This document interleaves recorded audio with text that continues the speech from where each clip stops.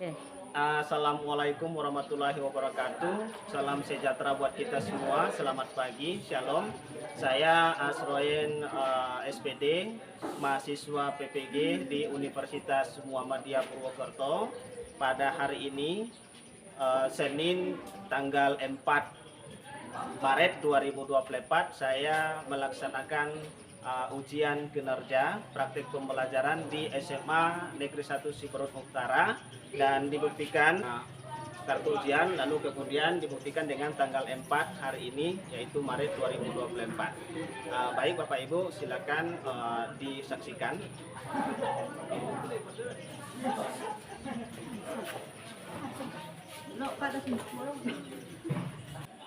Selamat pagi Ananda. Apa kabarnya hari ini? Ya, mudah-mudahan Ananda dalam keadaan sehat ya. Ya. Sebelum kita mulai pembelajaran, alangkah baiknya Ketua silakan pimpin kita di dalam doa terlebih dahulu. Siap. Bismillah, sebelum kita mulai pembelajaran hari ini, mari kita berdoa menurut agama dan kepercayaan kita masing-masing. Berdoa dimulai.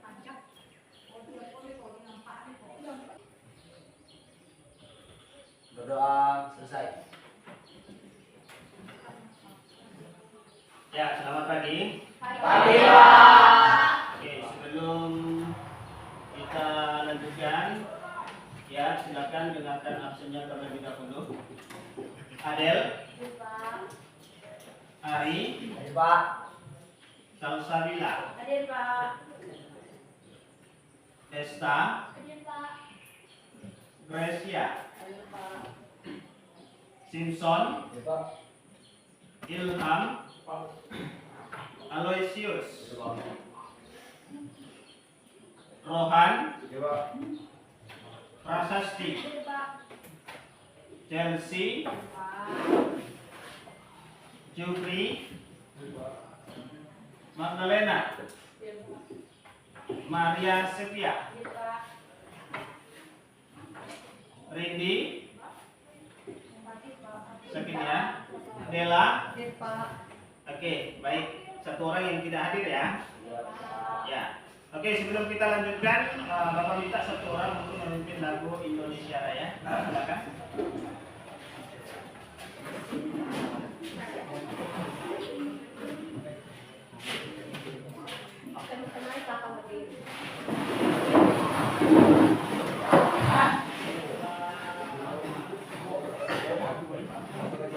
Hiduplah Indonesia Raya.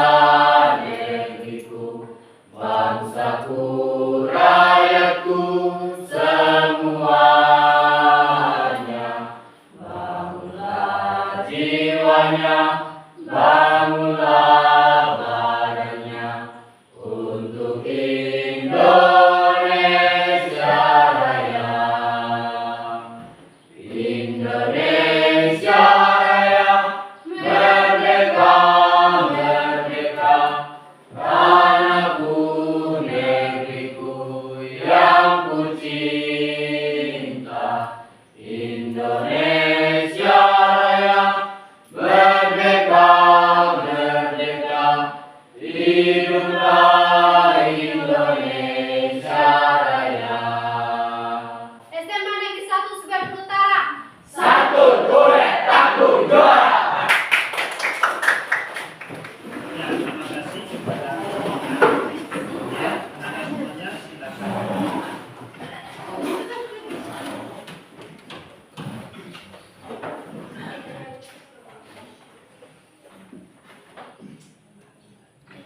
Oke, baik. Tadi atau pemain sepak bola itu biasanya setelah bermain itu apa yang mereka perlukan? Air. Lalu setelah berolahraga, kira-kira apa yang keluar dari badan mereka? Keringat. Pernah nggak Anda berpikir pemain bola itu bagaimana cara mengatur pernapasan mereka? Menggunakan paru-paru, Pak. Menggunakan Paru-paru. menggunakan paru-paru. Maka untuk hari ini kita akan mempelajari tentang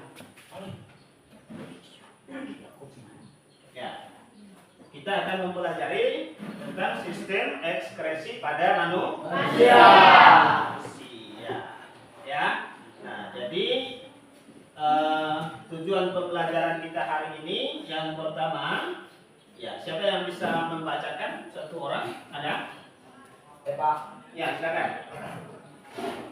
Tujuan pembelajaran nomor pertama, melalui kegiatan diskusi, peserta didik dapat menyebutkan organ-organ sistem ekskresi pada manusia dengan benar. Ya, yang pertama itu adalah melalui kegiatan diskusi, peserta didik dapat menyebutkan organ-organ sistem ekskresi pada manusia dengan benar. Nah, jadi tujuan pembelajaran yang pertama, Anda di sini dituntut untuk dapat menyebutkan apa saja organ yang terlibat dalam sistem ekskresi pada manusia. Ya. Lalu yang kedua, siapa yang bisa menyebutkan? Ya, silakan. Yang kedua, melalui kegiatan diskusi, peserta didik mampu menjelaskan organ-organ sistem ekskresi pada manusia yang benar. Ya, jadi yang kedua melalui kegiatan diskusi, peserta didik mampu menjelaskan.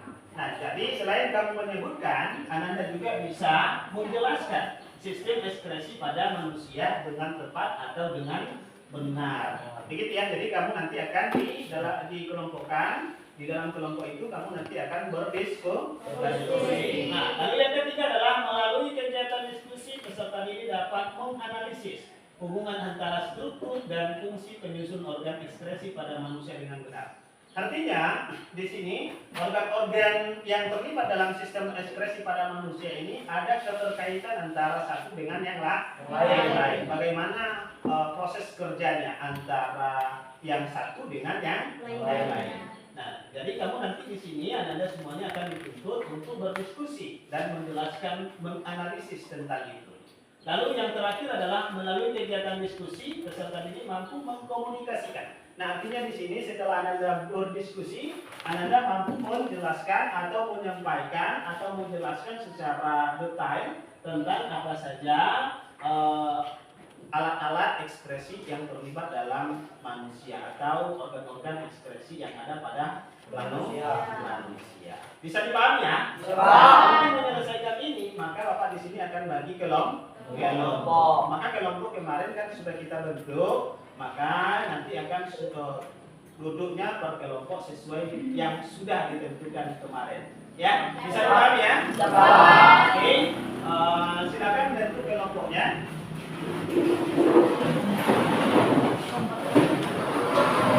Sudah seluruhnya? Sudah duduk per kelompok?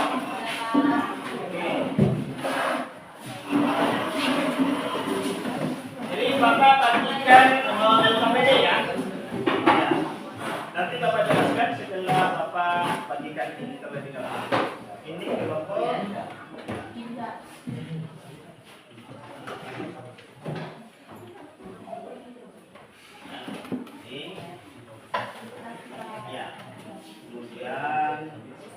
Ini bahan ajarnya. Oke, coba diperhatikan LKPD-nya dulu. Sudah, Bapak lihat. Nah, di situ nanti ada nama anggota kelompok. Silakan sebutkan nama-namanya di situ ya. Lalu kemudian yang B ada tujuan pembelajaran dan yang C ada langkah kerja. Maka lalu yang D ada diskusi. Maka ini yang Anda nanti diskusikan. Bisa dipahami ya? Bisa, Pak. Bisa. Nah, jadi silakan nanti ada di pertanyaan diskusi silakan dijawab. Boleh menggunakan internet ya.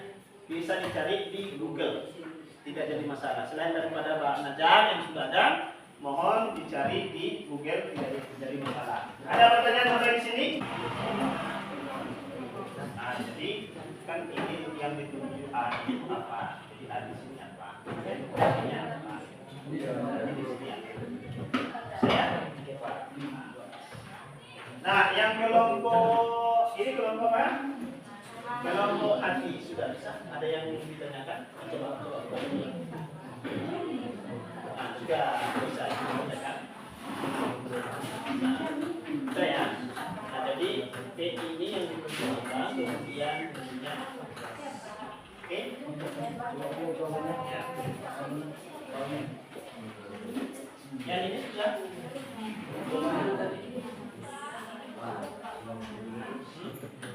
Yang mana? Mau ada apa? Di bawah itu kan?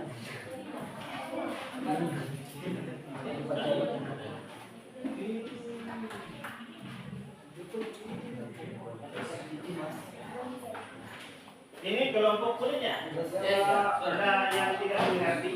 Mengerti.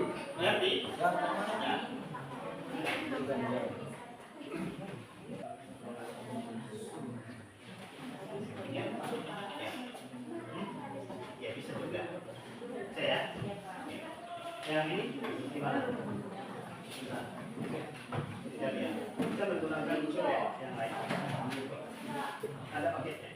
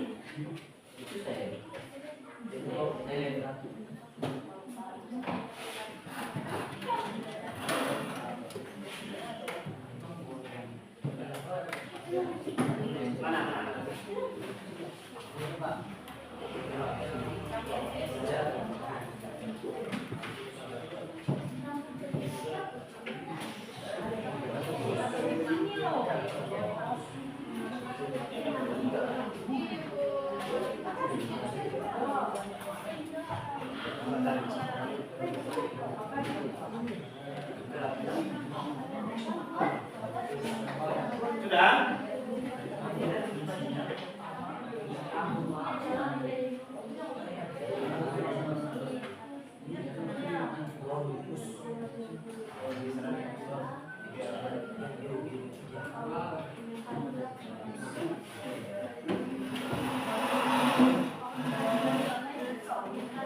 Kelompok kulit bagaimana? Aman?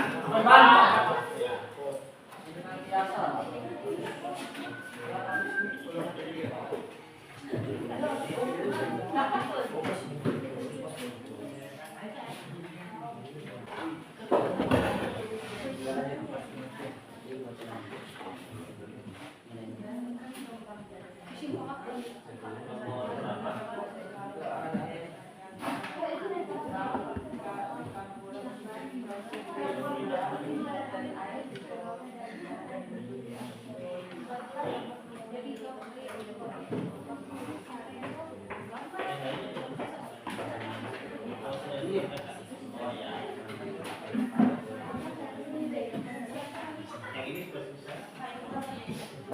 Kan ada yang sudah baru.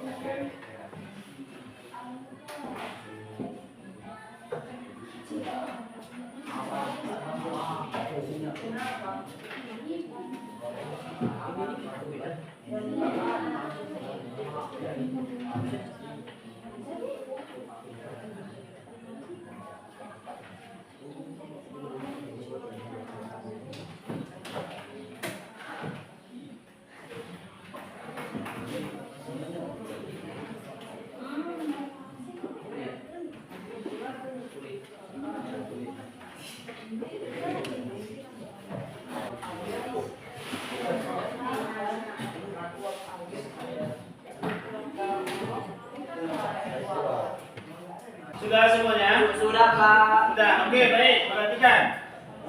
Kalau sudah, maka waktunya kita konsentrasi di depan kelas. Nah, siapa kira-kira yang tampil duluan? Dari Pak. Oh ya, boleh. Silakan kelompok kulit maju ke depan. Di sini ya. Selamat pagi teman-teman. Pagi, Bang. Kami dari kelompok kulit akan mempresentasikan hasil diskusi kami yang akan dibacakan oleh saudari Siti. Baik, saya akan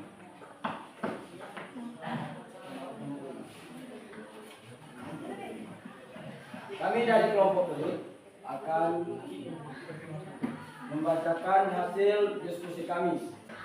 Yang pertama, amatilah gambar kulit di bawah ini, lalu sebutkan nama beserta fungsi struktur utama kulit yang ditunjukkan pada gambar di bawah. Yang pertama, nama bagian rambut. Fungsinya, rambut sebagai pelindung sekunder tubuh dari panas dan dingin. Yang kedua, akar rambut. Fungsinya menghubungkan batang rambut ke kulit. Yang ketiga, kelenjar keringat. Fungsinya sebagai mengatur suhu tubuh agar dapat mengeluarkan keringat dalam batas normal. Yang keempat, glandula sebasea.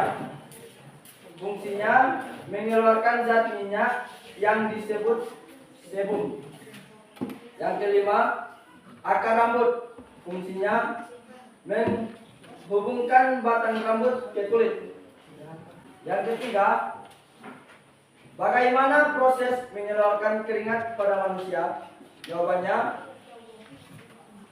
pengeluaran keringat dilakukan hingga suhu tubuh stabil, akan terus mendeteksi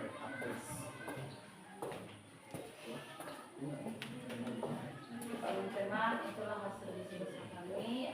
Jika ada pertanyaan, kami silakan.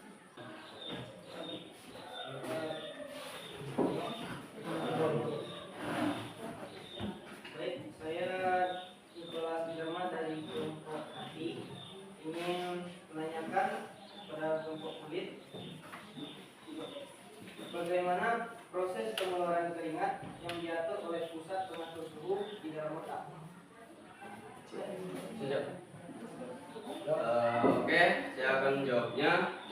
Itu dari pertanyaan kelompok apa hati ya? Hati. Saya akan menjawabnya. Bagaimana proses pengeluaran keringat yang diatur oleh pusat pengatur suhu di dalam otak? Itu jika pusat pengatur suhu seperti hipotalamus mendapat rangsangan, misalnya berupa perubahan suhu pada pembuluh darah, maka rangsangan tersebut akan diteruskan oleh saraf simpatetik ke kelenjar keringat. Selanjutnya, kelenjar keringat menyerap air, garam, dan sedikit urea dari kapiler darah, lalu mengirimkannya ke permukaan kulit dalam bentuk keringat. Keringat tersebut menguap dan menyerap panas sehingga suhu tubuh kembali normal. Seperti itu kelompok hati.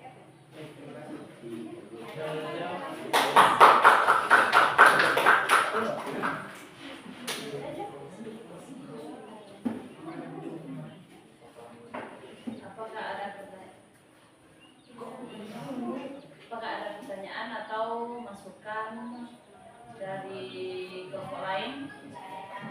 Ada pertanyaan yang lain? Ada lagi, Pak. Kalau tidak ada, silakan menutup.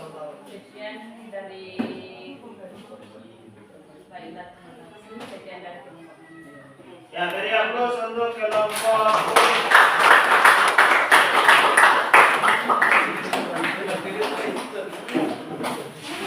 ya, silakan kelompok berikutnya. Lupa. Kelompok ya, silakan maju ke depan. Ya, silakan. Baik, saya akan membacakan hasil diskusi kami yang kami telah lakukan tadi. Yang pertama itu, amatilah gambar paru-paru di bawah ini, lalu sebutkan nama beserta fungsi struktur utama paru-paru yang ditunjukkan pada gambar di bawah. Seperti yang ini ya. Yang kedua, Jelaskan proses ekresi CO2 dan H2O pada paru-paru. Prosesnya adalah dalam sistem ekresi, paru-paru berfungsi mengeluarkan karbon dioksida CO2 dan uap air H2O. Karbon dioksida dan uap air ini lalu dilepaskan dan dikeluarkan paru-paru melalui hidung. Sebagai gantinya, oksigen pun diambil. Yang kesimpulan. Kesimpulan yang kami ambil di sini adalah paru-paru sebagai organ ekskresi berperan dalam mengeluarkan karbon dioksida atau CO2 dan uap air atau H2O yang dihasilkan dari respirasi. Baiklah, kalau ada yang mau bertanya, silakan. Ada? Kalau ada silakan, tapi kalau tidak ditutup. Ada? Saya mau bertanya, Pak. Iya, silakan. Baiklah, saya baca kepada kelompok paru-paru. Bagaimana proses pertukaran udara yang terjadi melalui dinding kapiler paru-paru? Baik, terima kasih atas pertanyaannya kelompok hijau. Ya, silakan. Kalau sudah, silakan dijawab. Baik, kelompok hijau, saya akan menjawab pertanyaan dari kelompok hijau. Jawabannya adalah, pertanyaan adalah bagaimana proses pertukaran udara yang terjadi melalui dinding kapiler paru-paru. Oke, jawabannya itu adalah pertukaran gas terjadi di alveoli atau tunggal alveolus, kantong-kantong udara yang mengukus di ujung bronkiolus paling kecil. Kemudian oksigen di udara yang memasuki alveoli terlarut di dalam selaput lembab yang melapisi permukaan dalam dan berdifusi dengan cepat melintasi epitelium di dalam jejaring kapiler yang mengelilingi setiap alveoli. Karbon dioksida berdifusi dalam arah yang berlawanan dari kapiler melintasi epitelium alveoli dan menuju ke dalam rongga udara. Jadi itu jawaban kami untuk kelompok hijau. Apakah sudah pas? Sudah pas? Ya, kalau ada lagi pertanyaan silakan. Ada?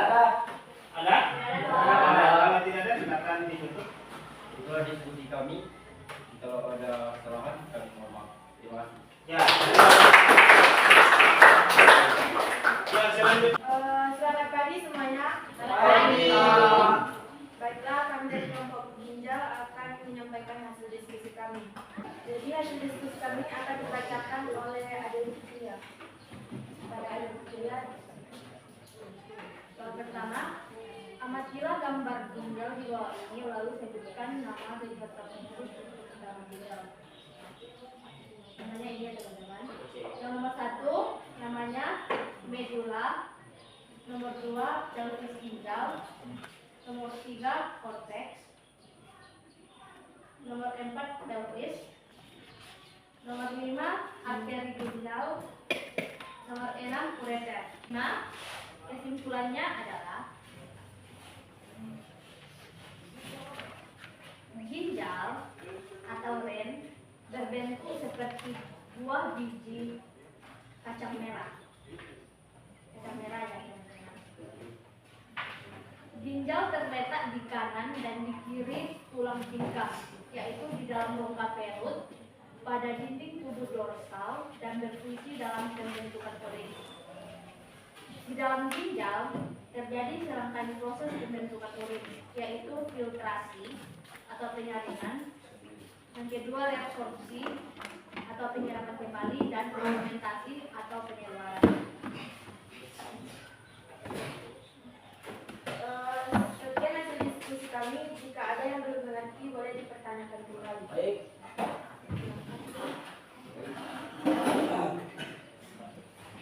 Kami dari kelompok kulit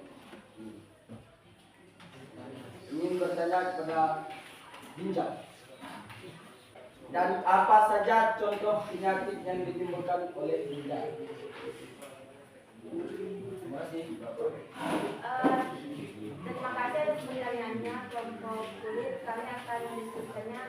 sebentar. Adapun beberapa penyakit yang disebabkan oleh gangguan pada ginjal, yang pertama anuria. Anuria yaitu kegagalan ginjal menghasilkan urin.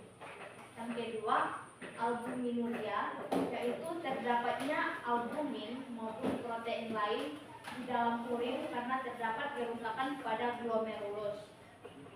Yang ketiga diabetes mellitus, yaitu terdapatnya glukosa dalam urin yang disebabkan karena kekurangan hormon insulin.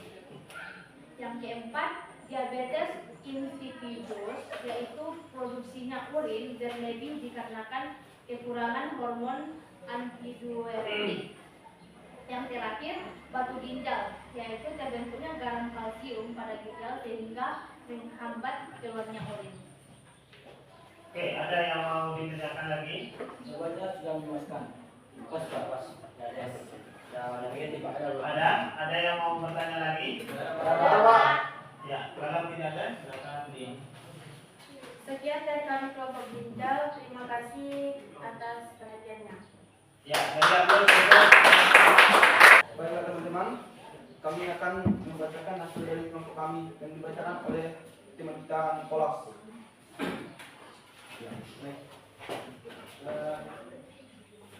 Diskusi kami di sini terdapat 3 soal. Soal yang pertama yaitu amatilah gambar hati di bawah ini, lalu sebutkan nama beserta fungsi struktur utama hati yang ditunjukkan pada gambar di bawah. Koordinator gambarnya di sini ada gambar hati dan terdapat 4 bagian. Pada bagian P, nama bagiannya adalah lobus kanan. Pada bagian Q yang di sini namanya adalah lobus kiri. Pada bagian R nama bagiannya adalah kantong tubuh, dan pada bagian S nama bagiannya yaitu falciform ligamen. Jadi kesimpulannya adalah hati atau hepat berfungsi memecah beberapa senyawa yang bersifat racun atau ektosinasi, serta menghasilkan amonia, urea, dan asam urat yang akan diekspresikan ke dalam urin. Baiklah teman-teman, itulah hasil dari kelompok kami. Jika ada yang tidak mengerti, ada yang bertanya, silakan. Baik, berjudi. ada. Ya, Silakan. nama saya Nomporo. Saya dari kelompok WIP akan bertanya kepada kelompok A. Cobalah jelaskan proses pembuatan yang menunjukkan zat MPU di dalam hati. Baiklah, terima kasih atas pertanyaannya. Baik, saya akan menjawab pertanyaan dari kelompok bule. Pertanyaannya, coba dijelaskan proses pembentukan zat empedu di dalam hati. Jawabannya, empedu berasal dari perombakan sel darah merah atau eritrosit yang telah tua dan rusak di dalam hati. Sel-sel hati yang khusus bertugas merombak eritrosit disebut sel histiosit. Sel tersebut akan menguraikan hemoglobin menjadi senyawa hemin, zat besi adaptif E, Fe, dan globulin. Zat besi diambil dan disimpan dalam hati untuk dikembalikan ke susun tulang. Globin digunakan bagi untuk metabolisme protein atau untuk membentuk HB baru. Senyawa hemin di dalam hati diubah menjadi zat empedu, yaitu bilirubin dan biliverdin. Selanjutnya, zat warna tersebut dikirim ke usus 2 belah jari dan dioksidasi menjadi urobilin. Urobilin berwarna kuning coklat yang berperan memberi warna pada feses dan urin. Bagaimana dengan jawaban? Kamu mau jawabannya? Ada lagi yang mau ditanyakan? Ya, Pak. Ada. Kalau tidak ada, ya silakan ditutup. Ya, Pak. Baiklah teman-teman, itulah hasil dari diskusi kami. Terima kasih atas perhatiannya. Jika ada yang salah, mohon dimaafkan. Ya.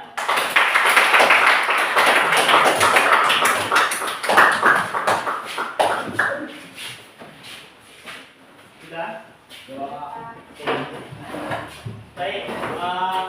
kita sudah mempelajari tentang sistem ekspresi. Nah, sistem ekspresi ini melibatkan beberapa organ yang terdapat pada tubuh manusia.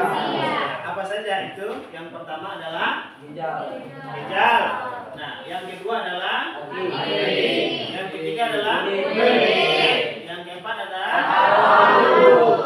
Nah, sistem ekspresi ini adalah untuk mengeluarkan zat-zat sisa metabolisme yang ada di dalam tubuh. Nah, keempat organ inilah yang berperan mengeluarkan zat sisa metabolisme ke dalam tubuh berupa apa? Berupa keringat. Berupa apa lagi? Urin. Berupa apa lagi? Feses. Nah, zat sisa metabolisme ini jika tidak dikeluarkan oleh tubuh, maka ini akan menjadi racun bagi tubuh. Nah, sampai di sini ada yang mau ditanyakan? Ada yang mau ditanyakan di sini? Ada Pak. Bisa dipahami? Bisa Pak. Bisa dimengerti? Bisa Pak. Oke, baik. Jadi dari pembelajaran yang sudah kita laksanakan, ya, siapa kira-kira yang bisa menyimpulkan materi kita hari ini? Ya Pak. Ya, silakan. Kesimpulan kami ya Pak. Ya. Boleh. Saya dapat mengetahui macam-macam organ ekskresi dan proses kerjanya, terutama pada alat ekskresi kulit di mana selain dapat mengeluarkan urea, barang juga dapat mengeluarkan ion-ion seperti Na plus. Na+. Oke, baik. Terima kasih kepada Simpson dari A plus untuk apa lagi yang bisa menyimpulkan? Ya, silakan. Silakan ada. Siapa? Dela. Ya. Saya dapat mengetahui macam-macam alat ekspresi pada manusia. Sudah? Oke, baik. Terima kasih. Terima kasih. Baik, kesimpulan yang kami dapat untuk kelompok paru-paru yaitu paru-paru sebagai organ ekskresi berperan dalam mengeluarkan karbon dioksida atau CO2 dan uap air H2O yang dihasilkan dari respirasi Pak. Oke, yang dihasilkan dari respirasi. Oke, baik. Ada lagi yang mau menyimpulkan? Ya, silakan. Saya dapat mempelajari dan mengetahui ternyata alat ekspresi seperti hati sangat berperan aktif dalam proses menghilangkan senyawa racun yang terdapat pada tubuh manusia. Oke, baik. Terima kasih. Dan yang belum. Oke, setelah kita mempelajari materi tentang sistem ekspresi, kira-kira apa yang Anda dapatkan setelah mempelajari ini? Ada? Boleh Pak. Ya, silakan.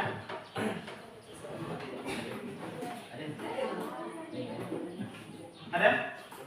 Oh, gimana? Pindah tangan? Gimana ini? Ya, setelah mempelajari materi kita tentang sistem ekspresi, kira-kira apa yang Anda dapatkan atau apa yang Anda peroleh dari materi tadi? Ya, silakan. Ada? Ya, silakan.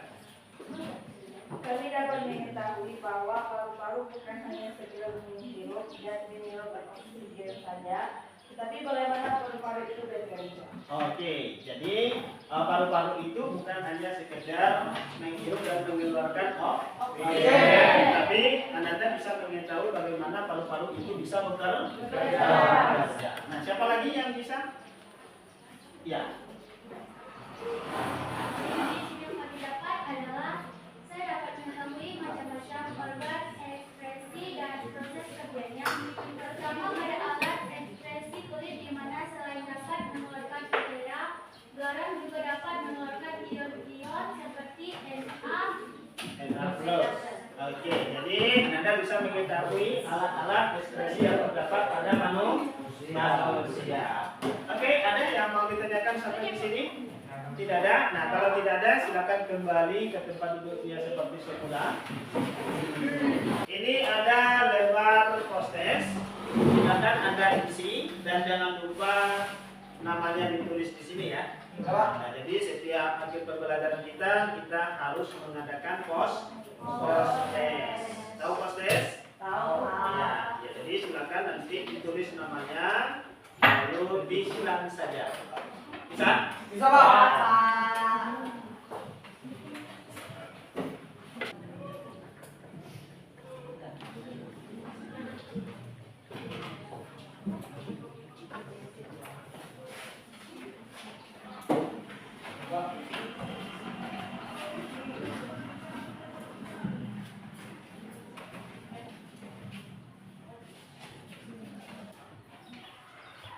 Sudah selesai? Kalau sudah, silakan dikumpulkan.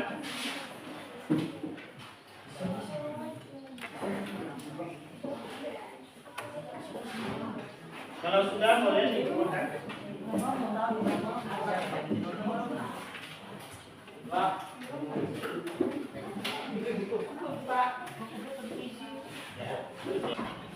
Oke, baik, ini ada penilaian diri sama penilaian teman sejawat. Jadi silakan nanti diisi selama pembelajaran.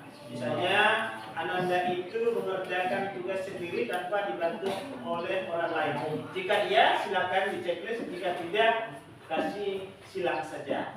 Lalu di bawahnya ada lembar penilaian teman sejawat. Nanti kamu atau Ananda bisa menilai temanmu selama diskusi berlangsung atau selama proses pembelajaran berlangsung. Jangan lupa nanti di sini ada nama teman, siapa yang mau menilai, kemudian nama penilai siapa. Oke ya? Bisa dipahami? Ya. Oke. Jangan lupa tulis namanya. Silakan diisi sejujur-jujurnya ya. Ya, Pak. Ya. Jika tidak mengerjakan tugas atau tidak berdiskusi beserta dengan kelompoknya, maka silakan kasih tanda X. Atau kalau bekerja sesuai dengan perintah, maka silakan di checklist. Dan jangan lupa nama teman yang dinilai siapa, mohon dituliskan.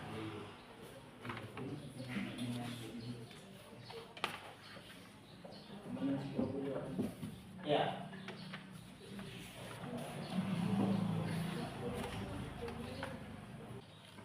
Kalau sudah boleh dikumpulkan.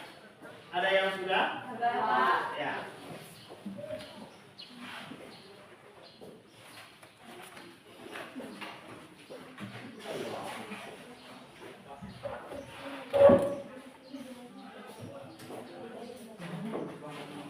Sudah? Oke, baik. Untuk tugas berikutnya untuk pertemuan selanjutnya, maka setiap kelompok silakan Ananda gambarkan bentuk kulit ya, termasuk dengan bagian-bagiannya. Bisa ya? Bisa, Pak. Minggu besok dikumpulkan. Dibuatkan di kertas manila, digambarkan ya. Masing-masing kelompok satu gambar. Misalnya kelompok kulit harus membuat gambar kulitnya yang besar-besar. Nah, contohnya sebesar itu di kertas manila. Bisa dipahami? Bisa? Nah, ada pertanyaan sampai di sini? Ya, kalau tidak ada, karena waktu kita sudah habis, ya, pembelajaran kita cukupkan sampai di sini. Selamat pagi. Pagi, Pak. Boleh istirahat berdua. Oke?